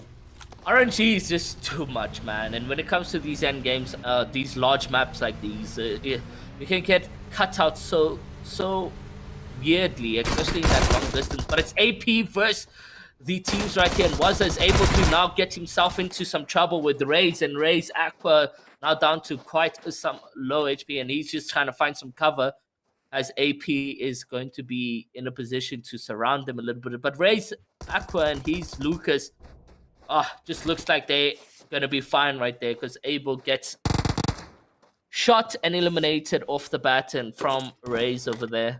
But yeah, like I say, 7-0 okay. MGC maybe taking the win, but over here, off spawn, we're gonna be seeing Raze. Ooh, but just take a look at how they do push into that position where, the guys from AP were trying to surprise them, and Lucas just right here playing with his foot. Oh my goodness. Oh my goodness. They're just playing with him right there, just torturing him some more and taking him out of the game. It's now just left with Rayhan and Awesome to try to find a way to either get that sweet revenge or just prioritize, getting those placement points. So now the guys from Rays, I'm not sure what exactly is going on. I do think they're probably on a scout mission, but getting yourself 2 kills while being on a scout mission is certainly impressive. And now be Definitely it curious to is. see how the different teams now rotate within the zone. Just take a look at VA's position in that zone. They sort of got like, a center position, just spread out a little bit across several different buildings. Yeah, And it may pay VA. off for them. Yeah, VA is able to utilize this to get the best loot possibly, but it could be dangerous because we are seeing Biss also set in a position where they can maybe wipe out their 2 players, but I'm not sure what's going to be happening over there. Very, very dangerous to be spread out like that. But yeah, hopefully they do meet up with each other. On the other hand, you got BC and Uso very much close to each other as well. It's going to be tough for them to also make these rotations. But AP, very, very unfortunate scenes for them, getting wiped out like that off the bat, off spawn. It's saddening, you get ready for the whole day, you practice your off spawn fighting, etc. You make sure you're ready, but RNG just Battle Royale is like that. Nothing's guaranteed 100% for you to win off spawn.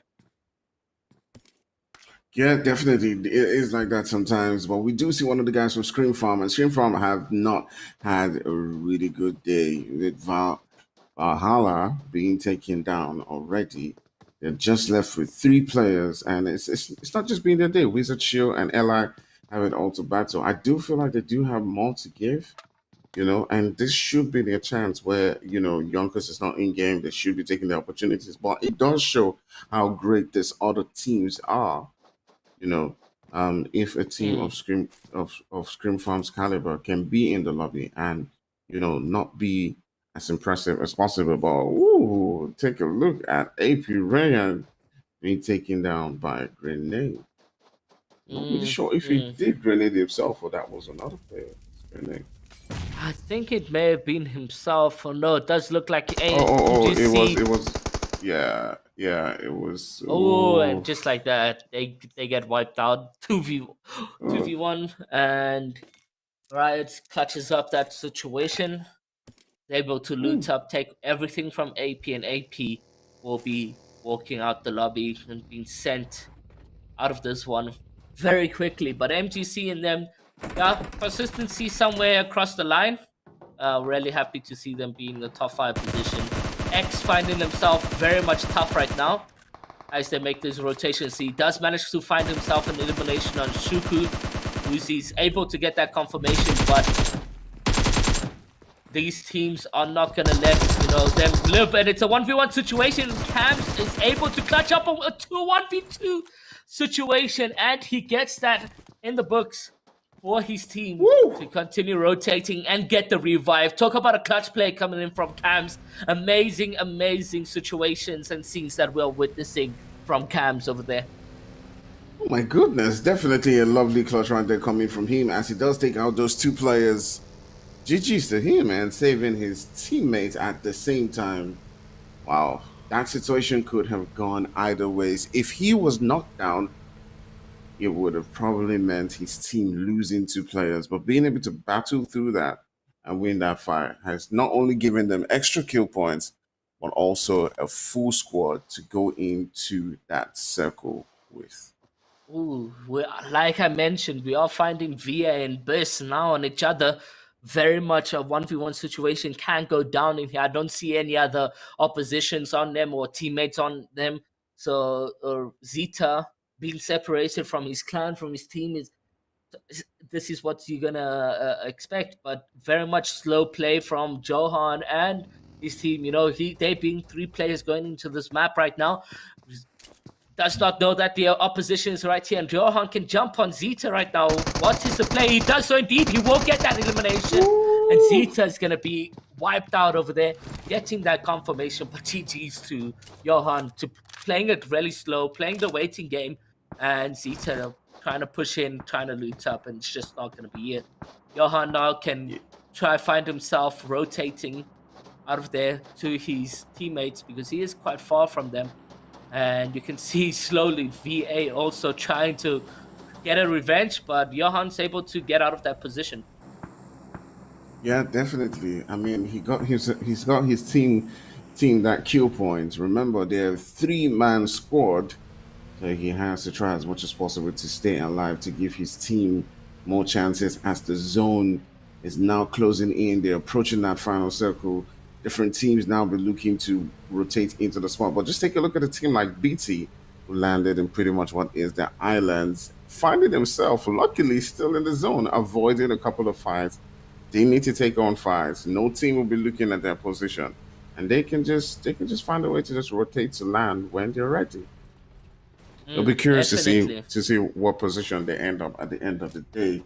But we do see the guys from VA still just, I'm not really sure what the plan is, just rotating all around this. And they may still get into a fight, as it does look like Raps is holding one position while Pixie and Nance are just trying to rotate and get behind the team base. Pushing in very, very much closely is VA in them, but also BC Titan now as well. He's able to maybe find a location as well to get into that third party situation.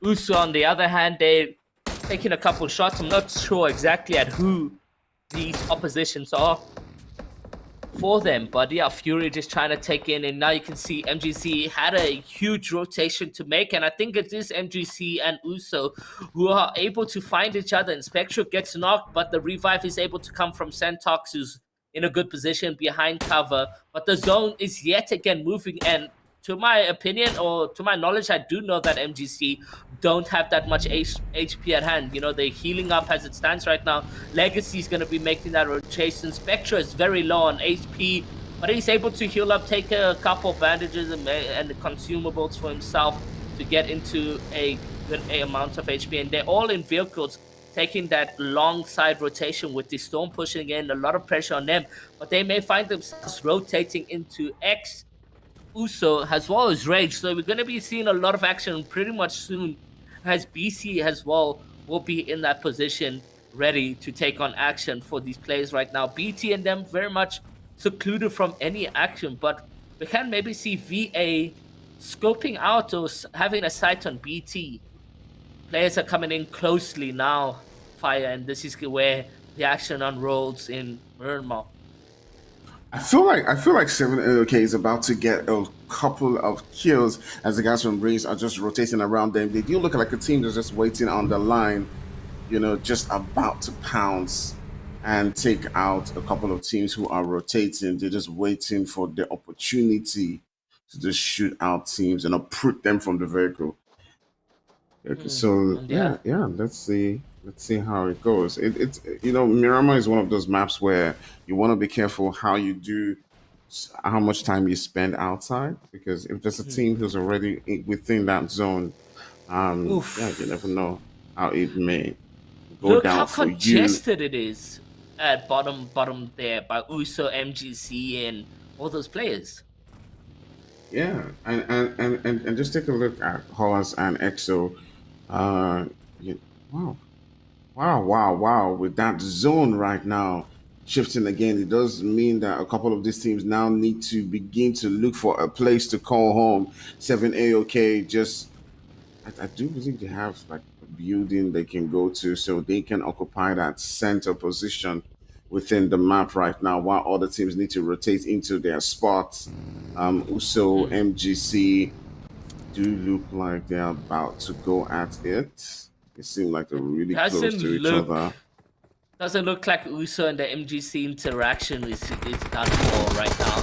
As the shots come back and forth, it does look like Ritz is gonna get eliminated or just knocked over there. What is the play for Uso? Has they've managed to get that advantage over the team? He's gonna be pushing in now to Ritz to get that confirmation.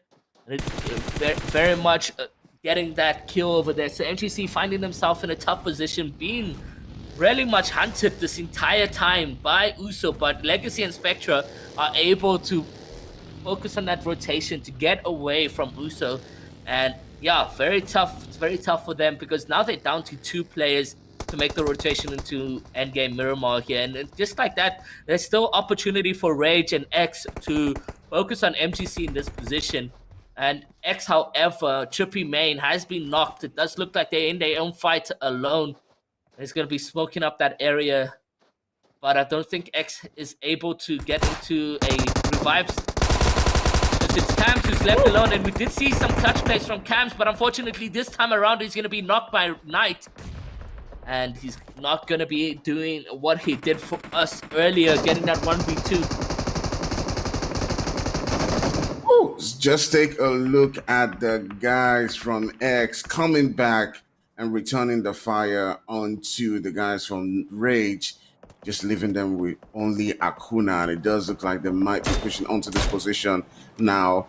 That is the stuff of champions right there. They did lose Cams, one player who did bring us an incredible show in the beginning of this game. So will they be pushing on to the rest of the players from Rage? We're yet to see, but it does look like Rage have only one player left, which is Akuna. We did see him trying to get that res initially, trying to open the door for his player to crawl in, but it did seem like the guys from X did get that kill point. And all he's got to do is hope, wait, and see if they're going to push onto his position. But it does look like the guys from X just decided, hey, you know what?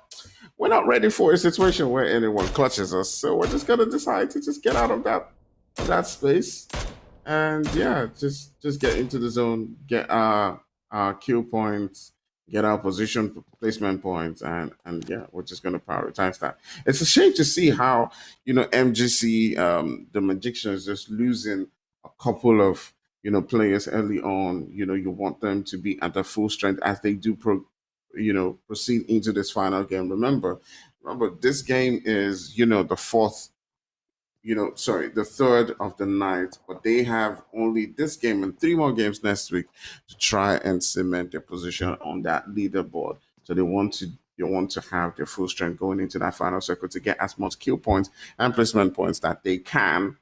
But it'll be interesting to see who wins this one. I do feel like 7OK's rotation as well as BC might, just collide together. And we may see a fight between the two of them. I'm interested to see how that one does play out. And I did see with MGC yet again rotating into the paths of Uso. So like you can see, but they've already passed Uso. So with those vehicle rotations, they are able to get into the next zone safely. Uso, on the other hand, 2 kill points for themselves. A couple placement points still need to kick in for them. But MGC, 2 players down, 5 kill points for themselves. So yeah, they had a disadvantage, but they're still going in much aggressive right now. And you can see X No Mercy getting into some action over there. And 7OK as well. Now with EXO. But what is the plays here for the teams? As EXO's taking a heel since 7OK. Skull is pushing in. And he's able to put a bit of pressure on the team. And Purd over here is able to look up. And Skull's going to be placing that grenade. But I don't think it's going to connect to anyone. No, it doesn't. And he's going to connect yet another one. And I think at this time, it's the perfect time to throw it. And no, just like that, unfortunately, nothing really connects. Purd and them being put on pressure, they are able to move backwards now to heal up, taking a bandage. So much grenade plays coming in from Skull, but he's not able to connect anything just yet. They do have the numbers advantage, I believe. 7OK is able to, be in a good position to get some W key, but it doesn't look like 7OK is taking a lot of damage right here. I'm not sure by who. Maybe Purd is able to peek on the players over there. Now back in front for the teams. Yeah, it does look like, a lot of third parties right there was just coming in from halls and several different teams. As you do see BT clearing a team right here, several different teams just popping it out as halls is just putting some shots onto 7AOK. They're just chilling in that small building right there in that shack and just popping up shots. The guys from EXO noticing and spotting the third party just decided to just back out from that fight a little bit. I do think they lost a player in that one, but we're down to 13 teams. It does look like EXO did lose a player or two in that one, so they did just decide, you know what, we're just going to back out. We're just going to go into the building and not push onto this particular fight. But the guys from 7A, okay, they lost one man, but they are not giving up on their aggression. Just waiting for that opportunity to push onto the guys from EXO.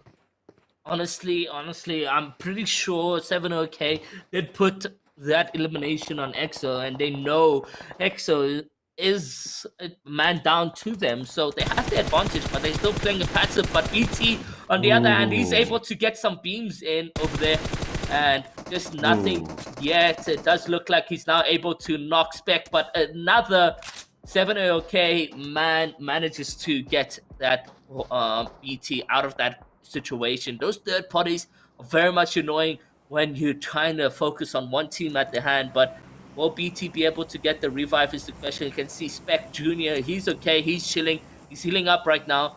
EXO Black and EXO themselves, they're much happy right here. They like, oh, thank God. There's so much third parties being played out right now. Yeah, definitely. As you can see, the third parties up and third parties, just coming in, but pretty interesting to see how Manfilas was able to save his team from a dangerous third party right there from BT, and with that rotation that he did. And now, there's still a three-man squad going into the final circle. They can still go in, give themselves a good chance, but the way they're moving, they're heading towards the guys from 7AOK and Uso Crimson at the same time. So it does look like these two teams are about to go at it, as they're pretty much just next to the guys from Horse. And they just go down between them. But BC having a really tough time, as it is just left with Titans. It's popping up them shots right there, but it's not connecting. He's down now to little HP. He's able to get some cover in behind. He has Drake. He's also able to put a bit of pressure now. He's going to be throwing in that grenade. We've seen some really clutch plays with grenades in the previous weeks, but will any of that connect? I don't think so. 7AOK as well is the players, I believe, that is up against BC. And just nothing really. 7AOK actually up against Horse right now, and a couple shots coming back. You're going to be seeing a confirmation, and it's now 7AOK down to 2 members and just not having it, man. Phyllis needs to heal up. And let's see exactly what will be happening right here, as he's able to take a couple more consumables for himself. The guys from Horse just going at it versus 7AOK. If they can't take them out, they'll be definitely taking out one of the major contenders for this game. So this is a very important team to wipe out. But 7AOK score, just putting up on that one at the end of the day, getting in on it and taking them out. Oh my goodness, not giving them any breathing space. Yeah, he does get that one. We're just 2 players, but I don't care. It's definitely what he said. And he does take us out of the game. Now, They do need to get into the zone, but oh my goodness, EXO right here having a really tough time. As shots are just coming and flying in from left, right, center. As they are down to just one player. Oh, they're so close to being taken out of the game all of a sudden. But definitely getting those revives on. Luckily for them, they're able to stay in this game, revive their players, and continue going. But for Scrum Farm right here, they have 3 players going into the end games right now, and this is something that we like to see for the team. 6 teams remaining, 21 players, so you still got pretty much full teams across the board who maybe have lost 1 or 2 members there, but this is going to be a very much tight circle. And Uso, unfortunately, have a knock player Fury. I wonder if they are able to make the connection to get the revive on them, or what will be the plays going forth.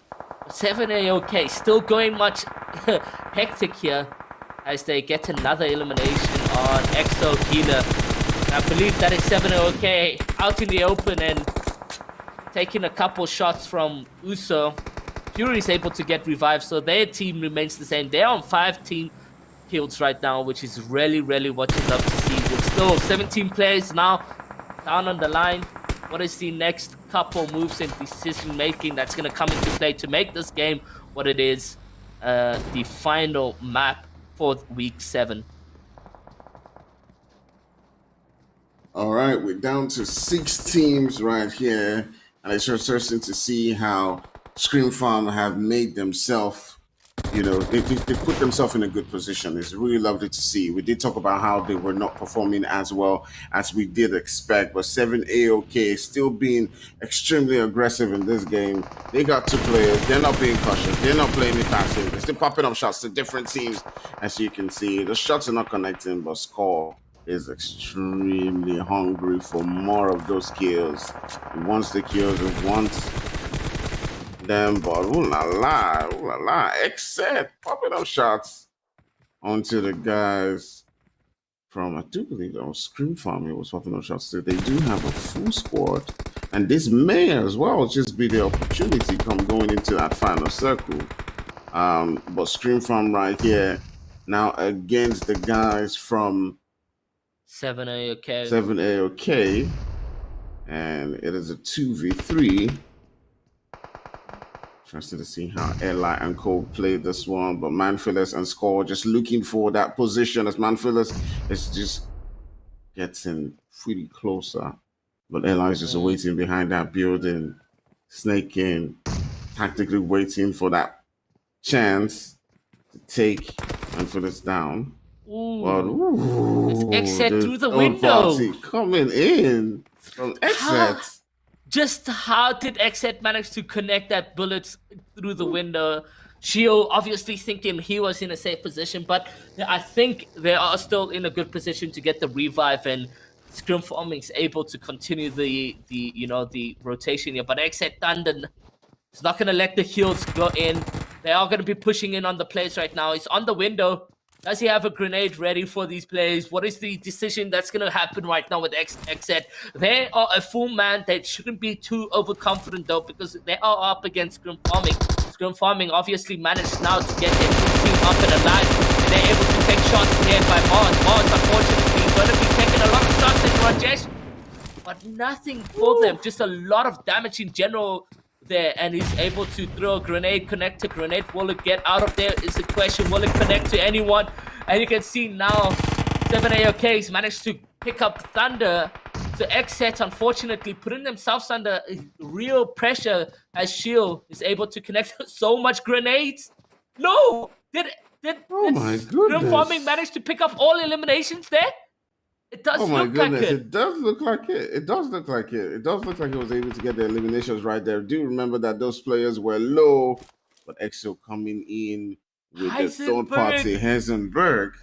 Has a solo player. Right, he's clutched up a little bit for himself and his team to get, those placement points in the end game. But it's Scrum Farming who's looking very much healthy, looking very much advantaged. Over here as Heisenberg is going to get eliminated by Scrum Farm. And now Scrum Farm sitting on 11 eliminations in this end game. It's going to be 7 AOK versus Scrum Farm. Fire, take it away. All right, this is what it is. We're down to it. It is 7 AOK versus Scream Farm. This is Scream Farm's opportunity to get that winner with a chicken dinner, and they definitely do that. As Oof, they do take this game amazing. away with 13 kills to the name. We've talked about this, how they were not performing, and they in this particular day, and they got to take their chance, and they definitely have done that right here in Miramar, winning the final game of the night. GG's to Scream Farm winning this one. That was some intense games. And XSET, unfortunately, were a bit too aggressive. They knew they had the knock on scrim farming, but they moved in a bit too late and were scrim farming with those perfect nades off across the team board. It wasn't just a solo player who has managed to pick them up. I mean, all teams members of the scrim farming was able to sending those nades. But 7-0K coming in second place. Exo Heisenberg was with the clutch of third place for them, 4 eliminations in there. And then, yeah, this was a really good map. A lot of action on board, and it's a story switch for us over here. What you love to see, and it is Inkosi that always brings that action towards the end there. So quite a change up again. I feel like we say this every week, but every week we have 3 different maps, we have 3 different winners, we have 3 different sets of top 5, top 10, top 3s, and it's quite interesting to see, because it just means that level of competitiveness is still up there. There's no one team or 2 teams that are always going to be the winner, that are always going to be that one team that we're looking at. And that's fantastic to see, because it means that competitive spirit is still going to stay strong till the last week, because that is officially week 7 basically done and dusted. All 3 maps played, and obviously we're just waiting for the scores to be captured and set, so we can see who won the overall week 7 and who's going to be taking their share of that prize pool. But wow, one more week of Inkosi left, so one more opportunity for any team that is looking to sign up and get their points up there, or who have been playing, to potentially get even further up on the leaderboard. But looking at it, Miramar had Scrim Farm AF going away with the winner chicken dinner, and of course 13 kills on top of that means that they took away 28 points, quite close to the previous 31 that we saw. But 7 Sins also coming through strong in second place with 17 points. USO Crimson, a nice little bit of a change of pace, coming in third place, as well as From Mars, and Ray's Clan once again making up the top 5. Now, Ex Machina, actually quite a bit of a switch up there, coming in top 6, Horse coming in top 7, Magicians in 8th place, Black Crystal, unfortunately not getting as much of the points as they did on Sanhok, will be coming through in 9th place, and Exo Redefined in your 10th place position. So Miramar definitely saw favor to a few. Blue Tides coming in 11th place, Burn in Silence in 12th, Ven Amaras in 13th place, and Rage New Generation Esports in 14th, as well as Shuku Esports and Alpha Pack ES. So yeah, for a few of the teams, unfortunately, they haven't really had the best of chances tonight. And they'll have to wait till next week to potentially get some points on the board. And for others, it's just been a complete change-up. Iro, what did you think about that? Miramar was quite eventful. Very, very much eventful evening for us over here. And we can see now the winners that we have on board is 7 AOK, 7 Sins, Art of Killing with 50 points on board. But I did mention to you as proxy that Scrim Farm will make a huge comeback. And there you go, 40 points, second place. Black Crystal in third with 36. Amazing stuff. Yeah, no, it's fantastic to see. And I mean, that winner chicken dinner definitely helped them out there. So congratulations to your top 4 who will be taking a share in that prize pool, and of course will be adding their points to the overall leaderboard. For today, this is what you will see. If you want to see that overall leaderboard, be sure to check out the Nodal Gaming Africa socials. But absolutely fantastic work to 7 Arts of Killing for taking that W and taking the biggest share of the prize pool and all the bragging rights for week number 7.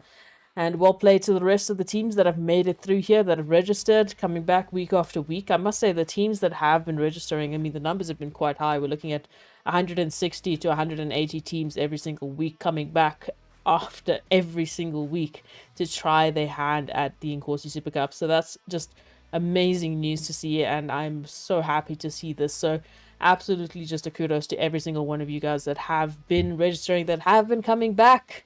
it makes it a lot easier for us because we get to watch all the action. So thank you so much. But yeah, Fire. Last thoughts on week number 7, wrapping it up. Yeah, definitely. It was interesting to see how Scream Farm, came back. But guys like Magicians, still getting those points. I'm curious to see how the overall leaderboard will be or will look like. I do think that Scream Magicians may have just sneaked into that top spot, but I still need to take a look at it. But obviously, yeah, 7 AOK well deserved today, winning, those points. Even when they didn't win, they're always finding themselves in that top 5 position, and that those are the things that champions are made of.